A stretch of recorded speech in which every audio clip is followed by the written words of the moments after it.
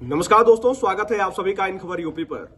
लोकसभा चुनाव नजदीक है और उत्तर प्रदेश में सपा और कांग्रेस के बीच बात बन गई है। इसके बाद जो है हर एक राजनीतिक दल अपने अपने तरीके से तैयारी शुरू कर दिया है और उसी के साथ साथ जिनको प्रत्याशी बनने की उम्मीद है, जो लोग जो है लोकसभा चुनाव के होड़ में लगे हुए हैं, वो भी अपने तरीके से इस चुनावी मैदान में उतरने के लिए तैयार हो गए हैं। लेकिन इसी क्रम में जो 2017 का आंकड़ा था, यानी कि जो लोकसभा चुनाव हुआ था, 5 समाजवादी पार्टी जीती थी और 10 जो है बसपा जीती थी।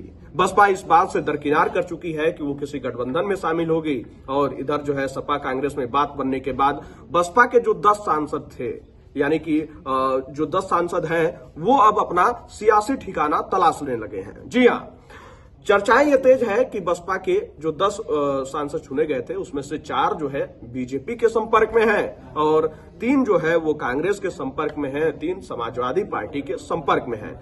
ये लोग भी इंतजार कर रहे थे कि अगर कांग्रेस और समाजवादी पार्टी का इधर गठबंधन हो रहा है तो आखिरी समय तक क्या पता बसपा का भी गठबंधन हो जाए, तो सीटें वहां पे मिल जाएंगी, तो उसकी बदौलत जो है जीत हासिल करने में भी आसानी होगी। लेकिन जो अभी राजनीतिक समय चल रहा है, वो भी अपना आशियाना तलाशने लगे हैं।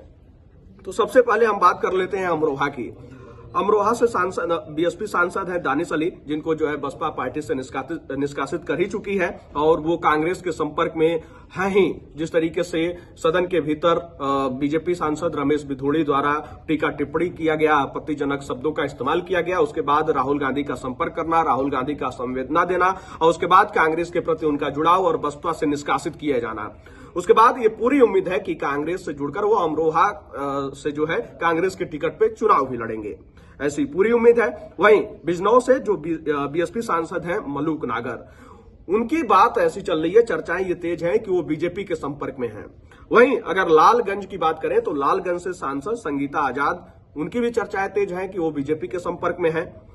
वहीं श्रावस्ती, अब देखिए श्रावस्ती से जो है बसपा सांसद राम शिरोमणि वर्मा बीजेपी के बड़े नेताओं से मिल भी चुके हैं बीते दिन और वो बीजेपी के संपर्क में हैं, ये खबरें भी तेज चल रही हैं। वहीं अंबेडकर नगर के बीएसपी सांसद रितेश पांडे जो है बीजेपी में वो सोच रहे हैं कि उनको जगह मिल जाए तो वो चले जाएं, क्योंकि वो ताक बिठाए बैठे हुए हैं। तो देखिए वो भी ये जान रहे हैं कि राजनीतिक पृष्ठभूमि कहां से तय होनी है। अब वहीं घोसी की अगर बात की जाए तो घोसी से बीएसपी सांसद अतुल राय, वो बीजेपी की ओर आस लगाए बैठे हैं कि कब जो है बीजेपी इधर एक बार नजर दौड़ा दे, क्योंकि घोसी सीट जो है बीजेपी के लिए काफी महत्वपूर्ण रखेगी। उधर ओम प्रकाश राजभर का भी दांव लगा रहेगा कि किस तरीके से जो है घोसी को निकाला जाए, क्योंकि जो उपचुनाव हुआ उसमें भी ओम प्रकाश राजभर का वो दांव नहीं चला जिसके ऊपर वो हुंकार भरते हैं।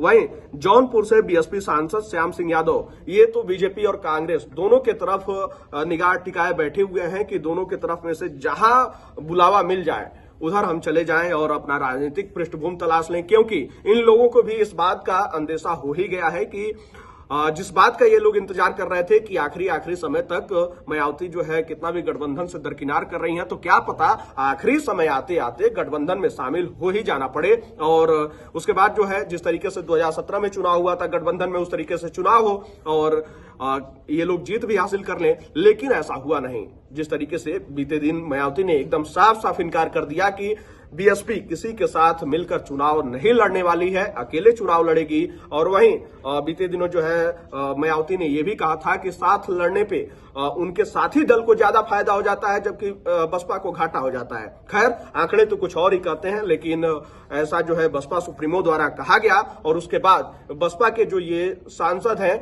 वो अपना ठिकाना तलाशने में लगे हुए हैं। खैर, ये देखना होगा कि लोकसभा चुनाव आते आते कौन कब किधर जाता है, ये तो वक्त बताएगा और किसका किधर जाना कितना लोकसभा चुनाव में कामयाबी हासिल करता है, ये भी वक्त बताएगा। खैर, आप क्या सोचते हैं, आपकी क्या राय है? आप अपनी राय कमेंट बॉक्स में हमारे साथ जरूर साझा कीजिएगा।